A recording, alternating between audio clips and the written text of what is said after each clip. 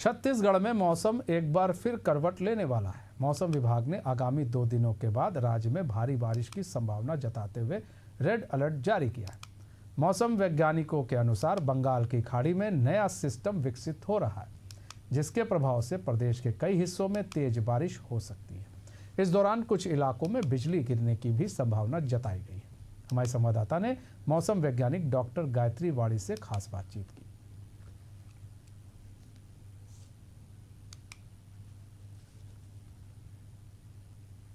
छत्तीसगढ़ में छठ महापर्व की शुरुआत हो चुकी है, लेकिन मौसम का मिजाज कुछ बिगड़ा हुआ सा है। आपको बता दें, वैसे तो मानसून की वापसी हो चुकी है, लेकिन अगले 2 दिनों के लिए 2 दिनों के बाद जो है छत्तीसगढ़ में बारिश का रेड अलर्ट भी जारी किया गया है। मौसम विज्ञानी गायत्री वाड़ी हमारे साथ मौजूद है और उनसे जानेंगे कि किस तरीके का मौसम रहने वाला है, क्योंकि छठ महापर्व की भी शुरुआत हो चुकी है। आगामी 2 दिनों का मौसम किस तरीके का रहेगा, क्या कुछ अपडेट है?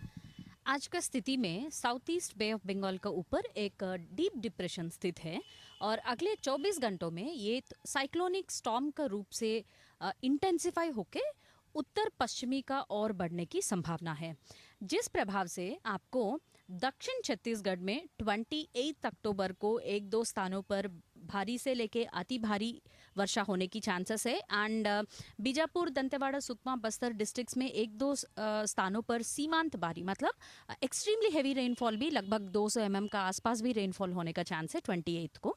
एंड 29 अक्टूबर को प्रदेश में लगभग हर एक डिस्ट्रिक्ट में वर्षा का गतिविधि जो है वो वृद्धि होने का चांसेस है।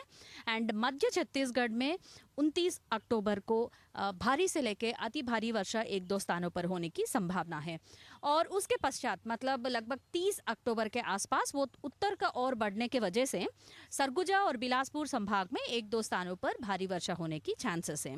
एज ऑफ नाउ तो हम 28 अक्टूबर को दक्षिण छत्तीसगढ़ में 1-2 स्थानों के लिए ये डिस्ट्रिक्ट्स के लिए बस्तर, सुकमा, दंतेवाड़ा और बीजापुर डिस्ट्रिक्ट्स के लिए रेड अलर्ट जारी किया है और 29 के लिए बस्तर, रायपुर और दुर्ग संभाग के कुछ डिस्ट्रिक्ट्स के लिए हमने ऑरेंज अलर्ट में रखा है।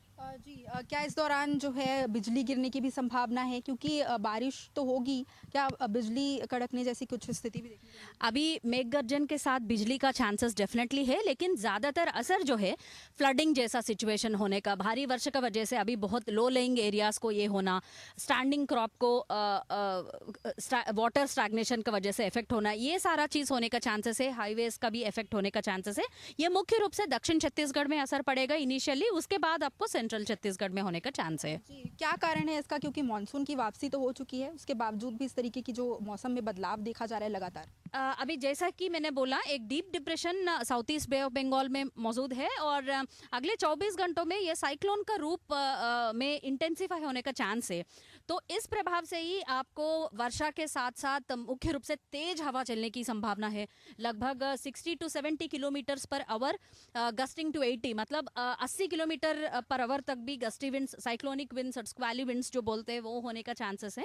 ये सारा प्रभाव जो है अभी ये साइक्लोन जो बनने वाला है उस प्रभाव से होने का चांसेस है।